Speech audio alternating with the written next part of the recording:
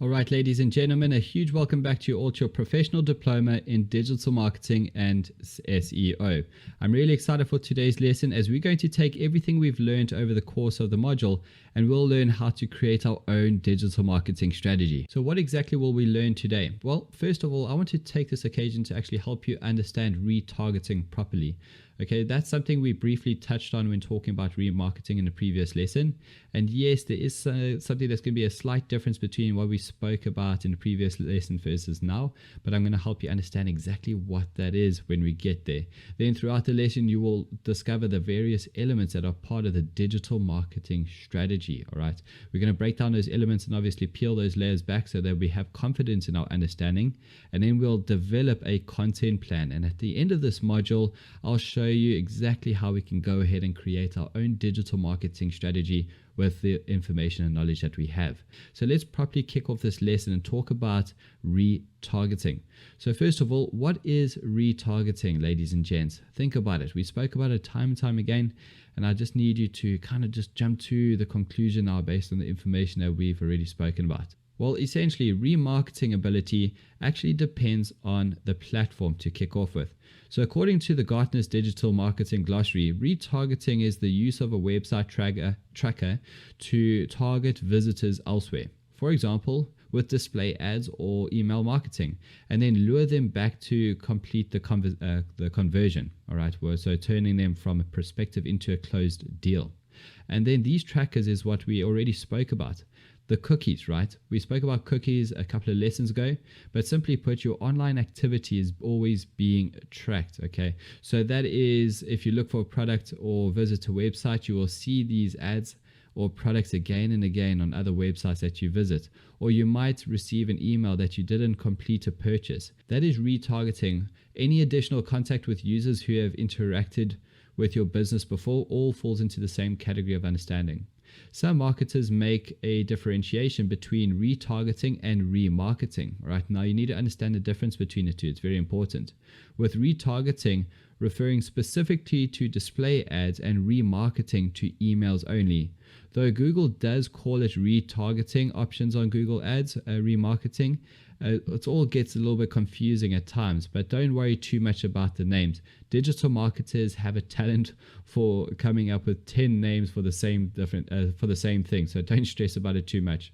The most important thing for you to remember right now, though, is that the option exists in email and in ad display format. So what are some of the benefits of retargeting? Well, first of all, you know that retargeting targets users who are already interested in what you have to offer, as they have already interacted with your business before.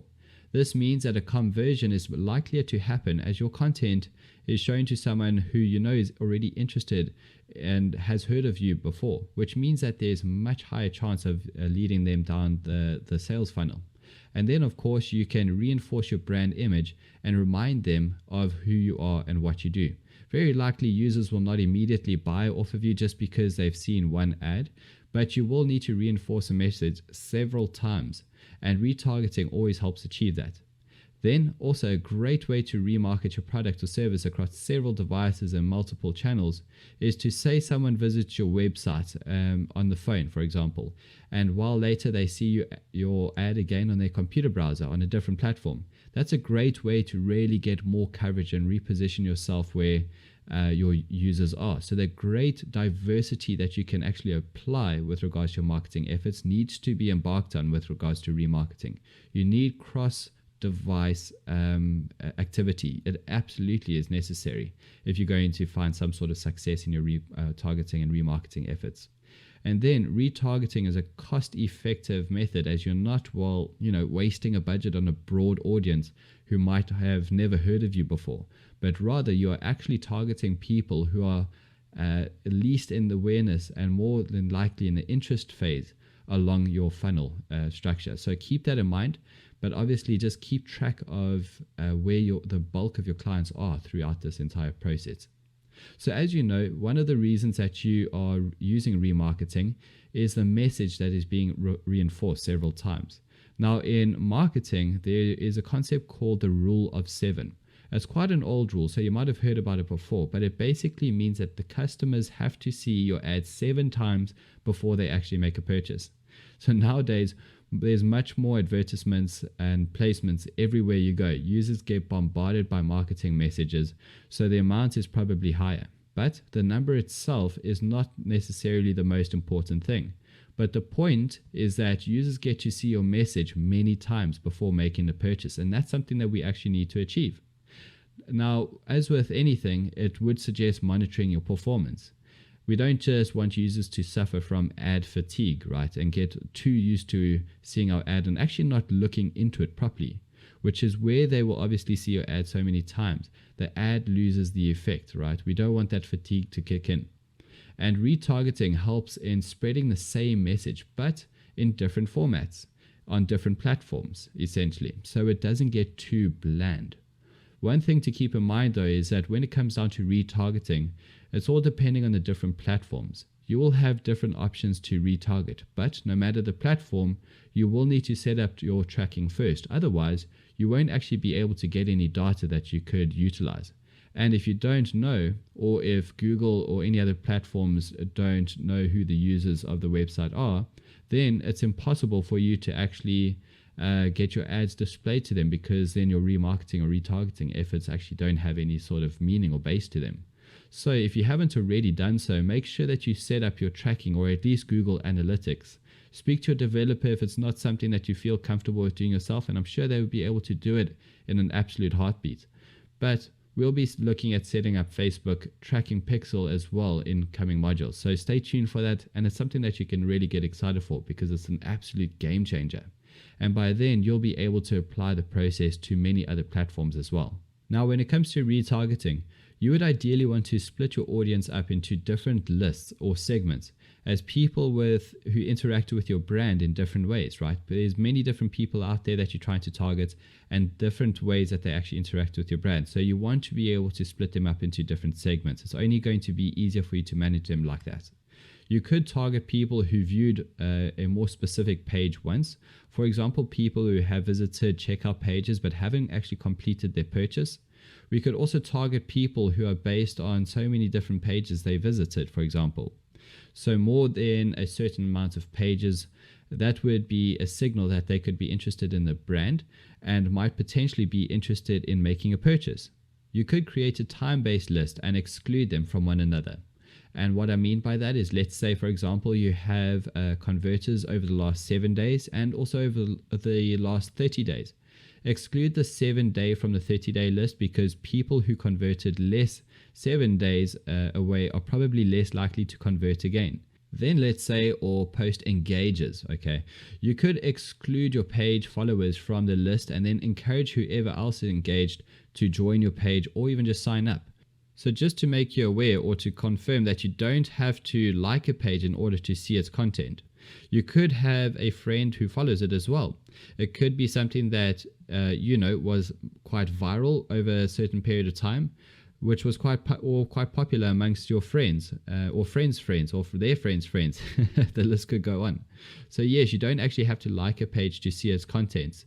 And then you could have a list of site visitors over the last 30 days, and include engagers over social engagers over the last 30 days, and then target them with more aggressive sell than the others.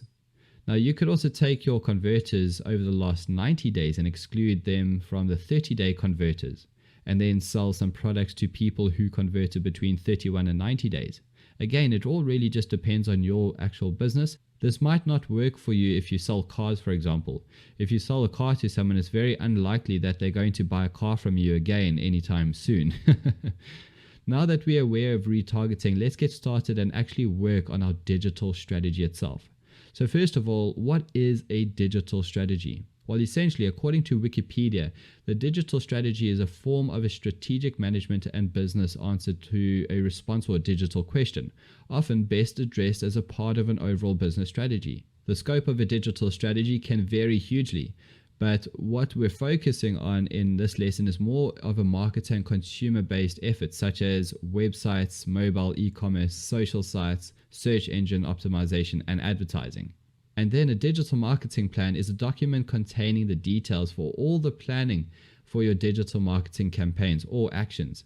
It details, amongst other things, your short, medium, and long-term business goals. the strategies to achieve the goals at the digital level, the channels to use, the action and development plans, so essentially what you need in order to achieve your goals and how you're going to action them, investment and budget, and then the timing and roadmap.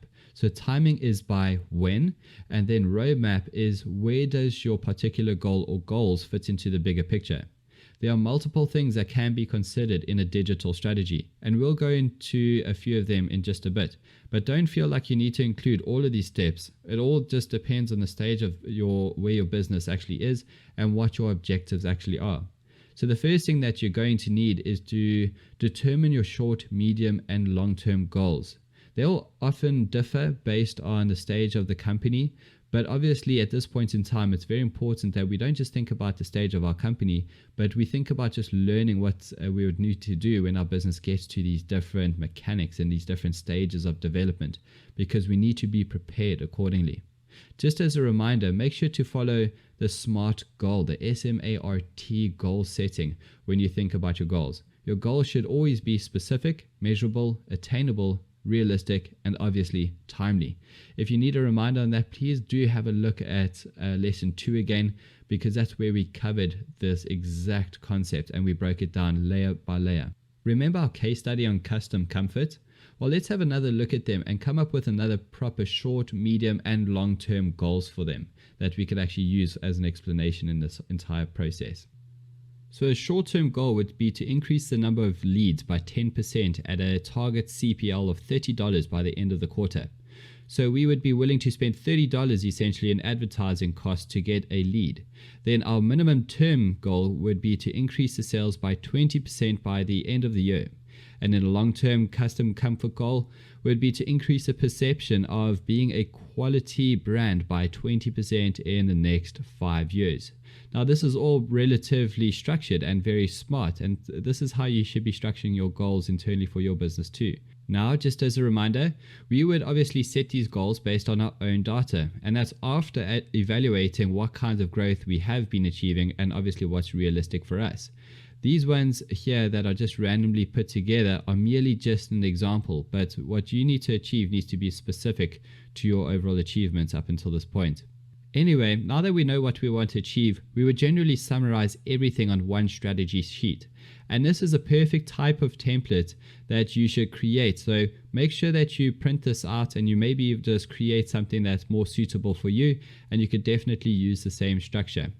So we'd fill this in more and more detail as you go, and obviously you would try include as much information as you possibly can. As I said, we'll go through this example now just so that you can get an idea of how you could keep this information from this document or on this document. You'd be able to split out what you need into a different format. So for example, you could create something like this, like almost a master document that houses everything that you actually need.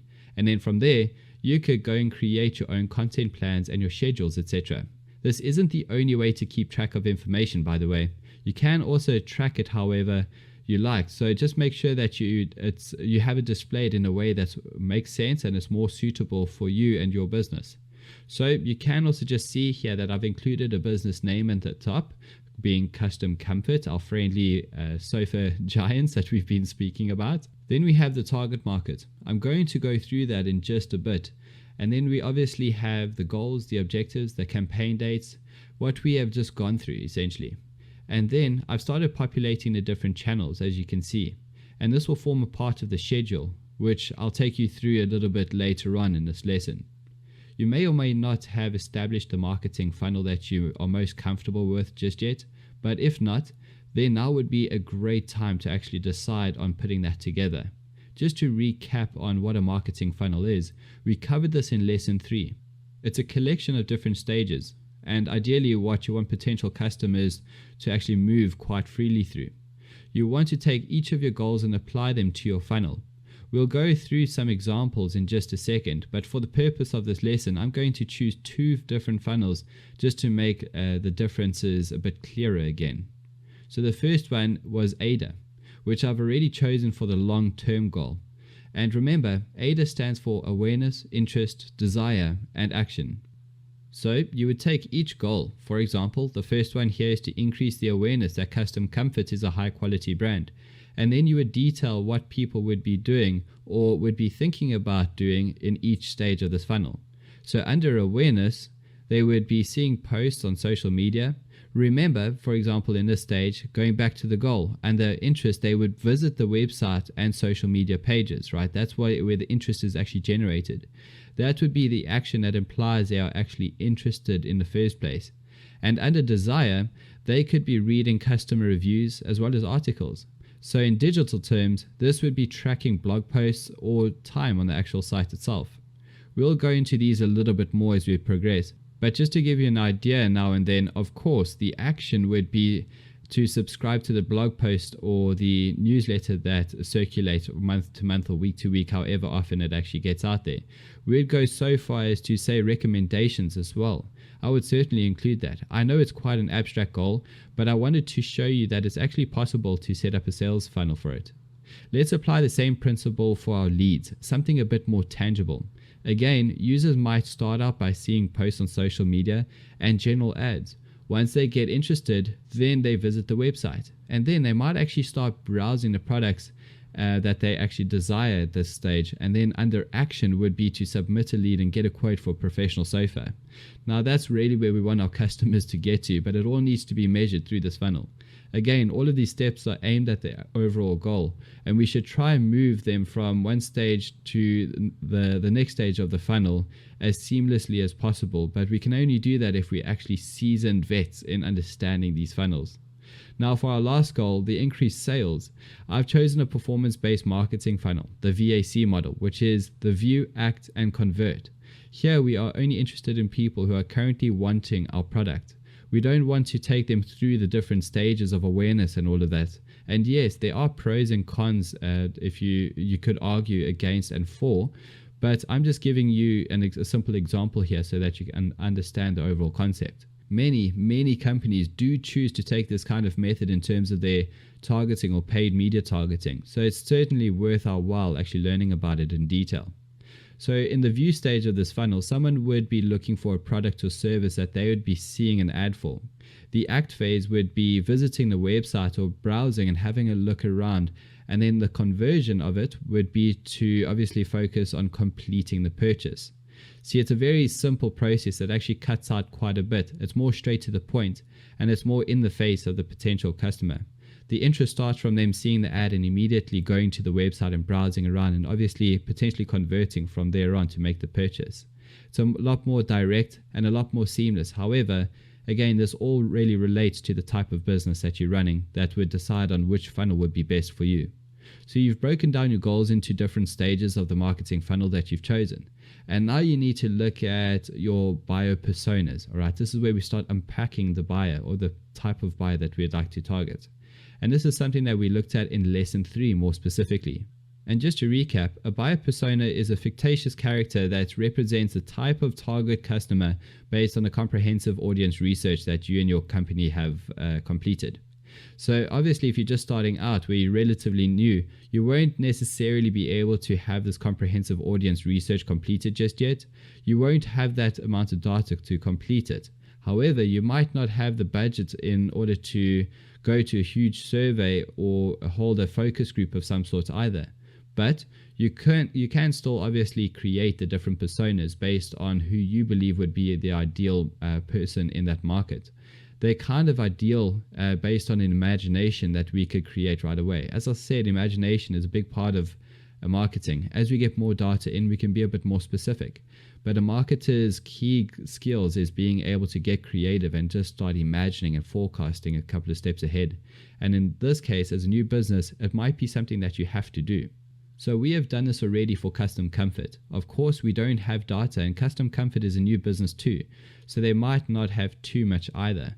But they do see a little bit of it coming in already. Remember our example of Elegant Elizabeth, or was it Elegant Emma? I'm sorry, I'm terrible with names.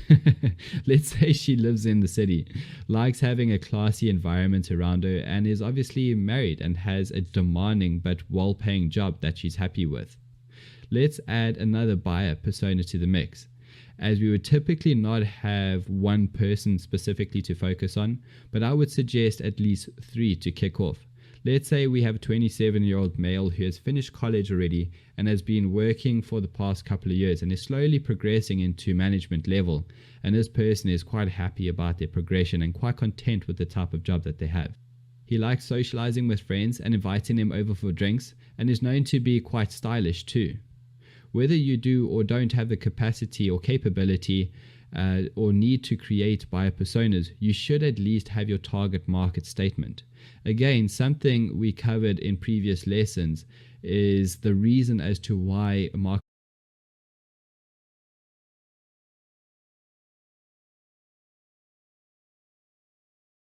segments or statements are so vitally important, because it gives your company's efforts some sort of validation and reference, right? It actually drives the initiative of why you create ad campaigns in the first place.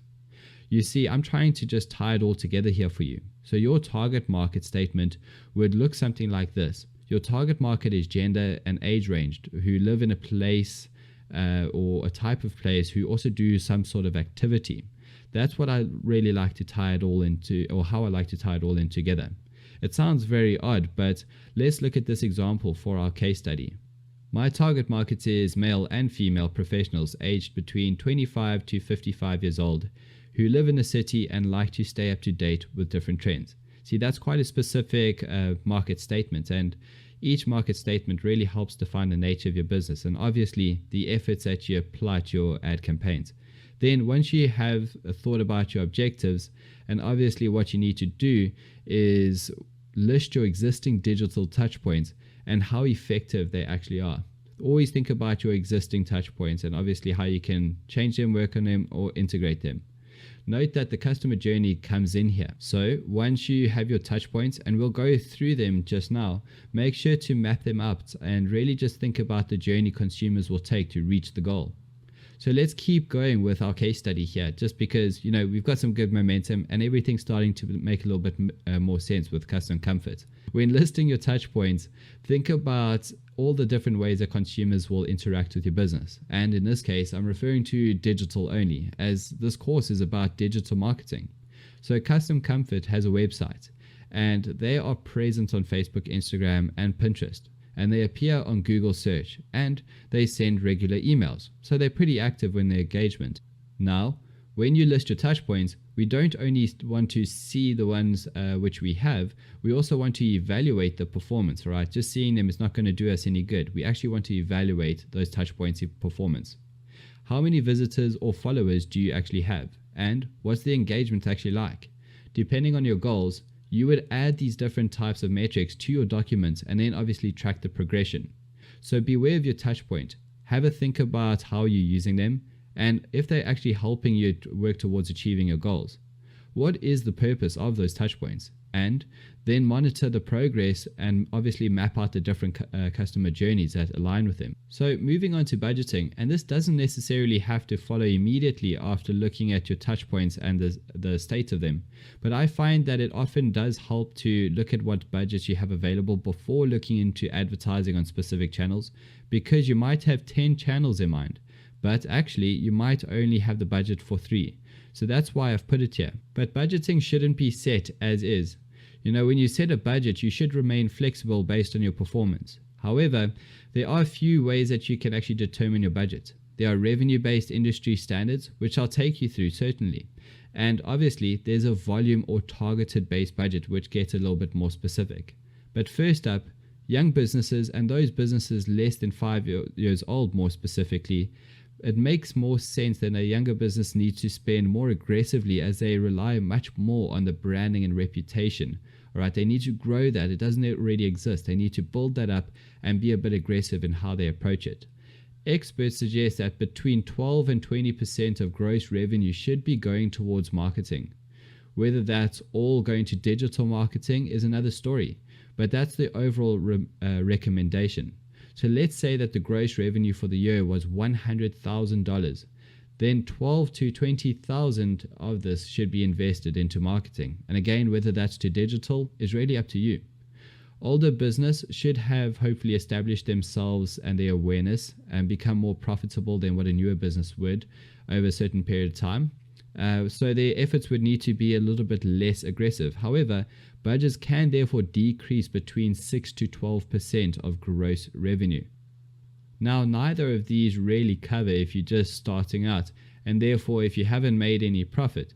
So obviously it's much difficult to determine a budget, but whatever resources you have, you should allocate a large portion of it to marketing.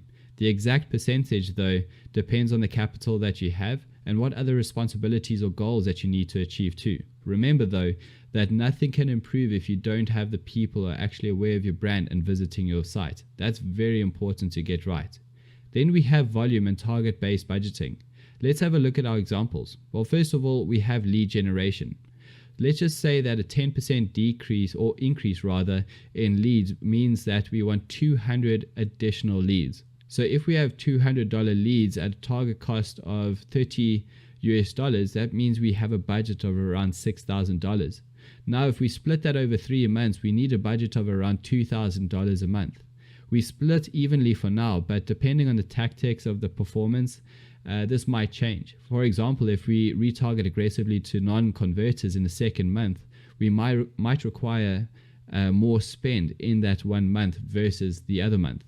Now, let's say we have a budget of around $40,000 US over the year to reach our sales goals, which is around 20% increase to the previous. So let's say that's about an increase of $400,000 in sales for the year, which is around $33,333 per month. With a budget of around $40,000 over the year, we would have a monthly budget of around $3,333 USD. Now, in this case, let's say we have an average order value of around $600, which is something that you would calculate by adding all your orders and then obviously dividing it by the amount of orders that you actually have. If then we divide our monthly revenue by what we want to achieve of $33,333 by $600, we'd get about 56 orders a month. Okay, that's what it comes down to. And then obviously, if we divide our monthly budget of $3,333 by the amount of orders, we then get cost per acquisition of $5.55. All right, and that's what we would spend for a purchase, and that's how we can really calculate these figures right down to the nitty-gritty. Now, don't worry too much about the figures. I know it can get quite confusing, but this is something that we need to focus on and obviously help guide us towards achieving our goals. It's very important to understand the numbers as we progress and mature into marketing, but right now we're just peeling back the layers, and where we are right now is just understanding how this all integrates together and why these numbers are actually so important. Your targets won't be achieved through paid media alone. So we'd need to get quite creative with our organic options, and even then it might not be possible to achieve them. That's why it's called target at the end of the day, because it's something you obviously strive towards and do what you can in order to achieve it. But it's sometimes you just can't. Sometimes you're just under, and that's okay. But obviously if we stay persistent and we have a driving force being this target, we have something to push ourselves and obviously measure ourselves by. Sometimes you're just over. There are many different factors that we can take into consideration. Just to close off on the budgeting side, I can't tell you what you need to spend on achieving success without going through quite a lengthy process and understanding those circumstances involved. You probably know what you can afford to spend right off the bat, and it likely isn't what you would like to be spending. But take that amount and prioritize. Even if it means that you can only afford to spend on one channel while relying on the organic for the bulk of your initial growth, that's not a bad thing at all. It's definitely a start. It doesn't mean that you failed and that you're not going to succeed. It just means that your situation is different and you need to be a bit more creative with the resources that you have. There's no concern about that as long as you don't spend yourself too thin and you don't try to achieve everything at once, then you will move at a realistic pace. So it's time to determine your channels, your budget split, and obviously your content. And this is where strategy really comes into the fore as you determine the best targeting and content for your chosen channels. Your budget splits are a good guideline. However, they must be flexible and based on performance. Also include your own channels, so your website, your newsletter, your CRM, and other organic channels for selection. Note that I place a lot of focus on paid media due to the focus of this course, but your organic and more traditional channels should be a part of your strategy regardless. We'll be covering the budget split in just a minute, but I want to show you how to properly select the channels and demonstrate why we select the channels that we actually do. Now, as you know, we could select the channels and types of content based on buyer personas. We need to be where they are. We know who our customers are, and our target market spends their time on Facebook and Instagram. And seeing as a lot of people are into home improvement, spend their time on Pinterest more importantly, and more specifically in this case, we want to present there as well. Now, of course, we need to work on SEO and Google. I think the stats on Google I've shown you should really demonstrate as to why it's so necessary to be present on those platforms. But obviously, again, I totally understand that each business is different. And then the type of content we would produce, again, based on our buyer personas, we would want to solve their problems and demonstrate we can actually do that through search engine marketing, social media marketing, and of course, organic content. Especially for branding purposes, organic content is absolutely vital. It really is. And in this case, we want to establish ourselves as a high quality brand. So we need high quality content. It just all integrates to one another, needs to work parallel. We need to be visual, educate users, build relationships, and you will see the proper split of how the budget is distributed in just a minute. So as we determined, we have a budget of around $6,000 for our short-term goal, $40,000 for our medium-term goal, and then for our long-term goal, we don't really have a set budget because that's something that would be used or included in all campaigns, meaning that we should really incorporate this goal into all of our communications, especially since it's not really a fully tangible goal. It's about building a brand, and that is done through our communications, the way we position ourselves essentially. And again, this is a big subject that we need to spend quite a bit of time on, which we'll certainly do as soon as we get to module 4. So let's actually see how we would use this budget to distribute it across all of our channels and see what kind of content that we'd be producing. So this might look a little bit overwhelming, and I'm sorry if it does, but it's really not once you start unpacking it. But this is an example of where you could start populating your strategy. As I've done here with Custom Comfort, this is just for the short-term goal of around 200 leads in the next 3 months. Now, when it comes to the ad copy, I've kept it simple, but if we really stick to our AIDA funnel and go from awareness to interest to desire and then obviously to action, you would come up with a different ad copy for each of the stages. So you see, in terms of the rows here, I've got a channel. Obviously, that's where that is highlighted in the red rectangle. And then there's obviously targeting the objective that each of these channels will obviously meet. The key performance indicator of this, the dates of the campaign, the budget or the budgeting split. And this is obviously, again, completely optional. You know, this is all really up to you and what you want to measure as a metric. The creative link, so that's the link to the image that you're going to be using for your ad, and your ad copy and the status of it all. I've started with organic, and we have at the top there SEO, and the targeting would be keyword based, and those keywords would be kept in a separate document. Then the objective is traffic to site. The KPI would be the actual traffic on a site. So that's what I would tell you if you've if you've actually achieved your goal of traffic or not. And in terms of how it fits into the short-term goal of leads, you would obviously include your site visitors too, which I'm going to go over in just a bit as soon as we start focusing on retargeting strategy and the details of it. So obviously this is just another way of increasing the volume of people who are visiting your site, widening the pool of people that you can actually have and advertise to in your remarketing list. It's a very important metric and strategy to include if remarketing is going to be an approach for you. Then using the touch points that we listed before, we're going to be using the Facebook page. And because it's an organic post, the only targeting that we have available is page followers. The objective is that we meet the short-term objectives of leads more specifically.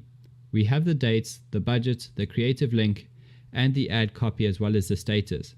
Now here, what I've done in this example is first a Facebook line that is just running from the 1st to the 7th of Jan. So that ad will run for about a week, and obviously then it will be replaced by the second line from the 8th to the 14th of June, and then targeting the page followers as it is an organic channel. Again, the same with Instagram and Pinterest because it's organic. We're just targeting followers, trying to achieve the same objective of leads at the end of the day. Then moving down to paid SMM, which is social media marketing. We first have Facebook and then targeting initially in males and females between 25 to 45. We're going to be targeting based on education. So we want university level targeting, and obviously we'll target for those management positions or higher. These are actual targeting capabilities within Facebook. So it's not just something that you are aspiring to target. It's actually a metric that we can include. That is your target. You are meeting the short-term objective target in this case. The KPIs will be leads, CPL, and your conversion rate. Those are the top 3 metrics that you're going to be wanting to look at. The campaign is running from the 1st of January to the 1st of March. Now I've added in copy here, but I would only be running one ad throughout the 3-month period. Because if you remember, we spoke about the fatigue aspect that would definitely happen if people were seeing the same ad for that amount of time. I mean, it could get overwhelming for them. But let's just say that would be the first ad, and then based on the performance of that, you would be uploading another with a slight change, etc. Then in the next line, you would start targeting our site visitors. So here we have a standard list of all site visitors excluding converters. We're assuming that they're interested because they visited the site, because that's still a broad targeted remarketing list. We're going to target them with quite a generic ad though, because of the fact that it's a remarketing strategy. But then moving down, we have Facebook and targeting all viewers of the Get a Quote page. So in order to be able to target this, we need to have a Facebook pixel in place, and obviously have our tracking working as well. Then KPIs won't really differ from the previous 2 as well as the dates, but now because of the fact that we actually viewed the free trial page, they didn't obviously convert, right? We wanted to be a little bit more aggressive, for lack of a better word, in our specific copy. So here on the right is just another example, dreaming about just getting it done, working from home and just relaxing. Obviously make your wish come true and design your own sofa. Contact us today and get a quote. Not the only ad that you'll have running, but it's certainly a really great start, and we explained why that was when we got into how the nature of these ads is really structured. And then finally for our Facebook ad, at least in this example, we've got all the post engages, which would be an audience from Facebook, not from analytics or your website. Again, the assumption here is that anyone who's already engaging with your post is already interested in what you're offering, or at least in the topic, around interior design. And they shouldn't be ignored. They really shouldn't. They might not necessarily be website visitors, for example, but we need to obviously try and move them from the engagement phase to actually showing a bit more interest, interacting with the site more and more, etc. And then the same with Instagram too. Now in terms of the budget split, there is no real science to it. It can get quite tricky to try and decide or determine what's going to work or not. And that's why I say that it really should be flexible and ready to change based on what's performing or not. If something isn't looking too great and you find that it's spending a lot of your budget, don't waste your time on trying to fix it when you could just rather exclude it from the budget and move on. If you don't have that kind of time, ideally, obviously if something's not working, you'd be looking at another option or another way around it. Rather don't spend time fixing it, but just try a different method. See, marketing is all about that. Always just try to focus on what does work rather than trying to fix what is never going to be fixed and it's just simply broken. Every business is very different and specific. So one thing that works for business is not going to work for every other. There's no copy and paste methodology. And improving on it, that's what we need to focus on. Work on something and find a way in order to get it running, and obviously just improve it as it progresses. But in a campaign's case, if it's not working, then do something else. Move your budget to something that is working, because then it obviously might better your overall growth in general, which is obviously going to help your overall trajectory. So here I've allocated the bulk of the budget to Facebook, to the males and females, based on education and their job. Firstly, because they're quite a qualified audience already, just by the targeting. And secondly, they are new users, because I would be excluding existing site visitors from this targeting. And so anyone who doesn't convert from this audience would essentially fall into my marketing strategy. So they would get into all the site visitors, or go into all the site visitors, excluding converters or all viewers of Get a Quote page. In this example, I've allocated a smaller amount to all site visitors, excluding converters, just because it's a bit of a broad list still. And then a slightly higher budget to all the people who have already viewed a free trial page, because these are people who go to the point where they were interested or got to the point where they were interested enough to want to get a quote perhaps, but then just didn't for their own personal reason. So we need to obviously keep those people and get them to obviously act and submit the lead accordingly. All post engages, again, it's a good target, but because we're not entirely sure how it will perform, I don't want to put too much of the budget towards that. So just 600 for now should be okay. And you can see that at the end of this paid social media marketing information, I've got estimated leads, and that's really just the budget divided by the target of $25. And obviously, this would just be the amount of leads you'd expect or need in order to see something from these targets. Do what you need to do in order to make things succeed. And at the end here, we have PPC. So the chosen channels here are Google search. And these are the chosen to the quality of the leads, all right? That's how we have chosen them in the first place. In this example, though, there was no mention of high quality leads. It was just leads, hence choosing Facebook and spending more money on Facebook as opposed to Google ads. If there was no quality aspect to it, then I would re-look at quite differently, to be honest. But in this example more specifically, I would dedicate $1,200 to Google search, which would give me around 40 leads. Obviously, if things performed a little bit better, I would allocate a bit more of the budget. But to counteract the high cost of Google search, I've put in Google display as a channel here. However, it would just be used to retarget the people who visited the site but didn't convert due to the lower budget of $600 over 3 months. And the estimated amount of leads would then be around 20. So just to close off here before we move on, I've used all the previous information that we went through to populate the sheet. We have the channels from the existing channels that were available in this example, and the targeting is based on the target markets and the buyer personas more specifically, as well as the remarketing list from the site because it's already established business, right? So we need to include it. The objectives and KPIs are directly from the goal setting that we did, and the dates were also included in the goals. We determined the budget. And although it might not be what you want to read through right now, since it is an old ad copy, I would argue that this is maybe one of the best ad copies that Laura has ever put together, to be honest, because it's created with the pain points of the target market in mind and copywriting formulas we already spoke about in previous lessons. This is certainly going to help you and give you a much clearer perspective on how you can start putting something together for yourself that's really going to help paint a picture of what the path ahead looks like and how you can start thinking about what your budget needs to be doing for your business, because that's what a budget's there for. It's obviously not only there to show you what you can spend and how aggressive you can be in your ad campaigning, but it also shows you some sort of direction and how your business can easily expand using the right channels. So definitely rewatch this lesson, go through this table as many times as you possibly can, and obviously determine for yourself how well it can work within your own business. It doesn't matter how much capital you have to start with. Even if it's $100, start off with $100 and then obviously build it up from there. But make sure that you segment and dictate what your preference is with the different channels that you're going to be using from the start. So the moment your business starts scaling and building, so will the approach of obviously managing that budget that goes into the ad campaign.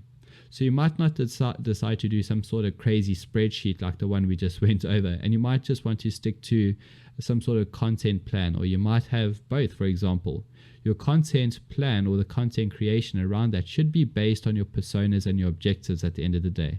And generally, this would be for your organic content. And remember that you should obviously determine how often and obviously at what time you will post, because that has a very specific part to play. All depending on obviously when your audience is active, and that's the bulk of your audience that you can obviously get metrics on. As you know, this is something that you can easily find within platform analytics. Okay, here we have a simple content calendar, which is literally a simple Excel spreadsheet of a monthly calendar. It's quite helpful to create a color key, obviously, to keep track of all the topics that you'll be posting about. But here you can either have a calendar like this for each channel or for channels combined. Now, if you want to have it for all channels, then I just recommend the color key that you can create for all channels rather than just for the topics of the type of content that you'll be posting about, because then it can get quite messy over time. But this is a nice way for you to just obviously visually see how to operate, and just keep track of what you should be doing, and obviously how often you should be doing it too. Now, moving on to the last part of this lesson, analyzing our results. Your work will absolutely be rendered useless if you're not able to actually analyze those results. You need to be asking yourself, what does good performance actually look like? Use your KPIs to really just determine that performance and which metrics you need in order to pull from your reports. Segment the results by targeting your audience, and use Google Analytics. Don't be shy to do that. That's what it's there for. This is a fantastic place to start. It really is. And in-platform analytic tools will really help shape your business in this new world that we're actually maturing into as businesses. But just some of the questions that you should be asking yourself is, which channel performed best overall? Which channel didn't perform? And why didn't it perform? Which audience performed the best? And obviously, what were the most expensive keywords? What gave the highest conversion rates as well as the lowest? And did the device performance differ? And what were the reasons that actually happened? And finally, which ad copy or creative actually saw the highest CTR engagement? Now that's very important to understand, and if we can ask ourselves questions continuously, then we'll certainly be able to redefine our approach and obviously fix what needs to be fixed, and obviously help shine what's working best for our business. If we can really just continually upgrade and develop and restructure our approach to doing things correctly, then we'll certainly be able to adapt with the times a lot quicker, a lot more effectively and efficiently, and obviously see a lot better results through our marketing efforts. Now that we've been through all of this information, it's time to actually create your own strategy. I urge you just to create a dummy version for a business, even if you don't actually have a business to work on behalf of just yet. Right, congratulations on completing Module 1. I'm really proud of you at getting this far already. Now we already have completed 8 lessons through one module. We have another 3 modules to get through before we can become the pros that we ought to become in this industry. All right, I'm looking forward to guiding you through all the other modules that lie ahead of us, but until we get there, take care of yourselves, revise as much as you can, and study hard. But until we chat again, take care.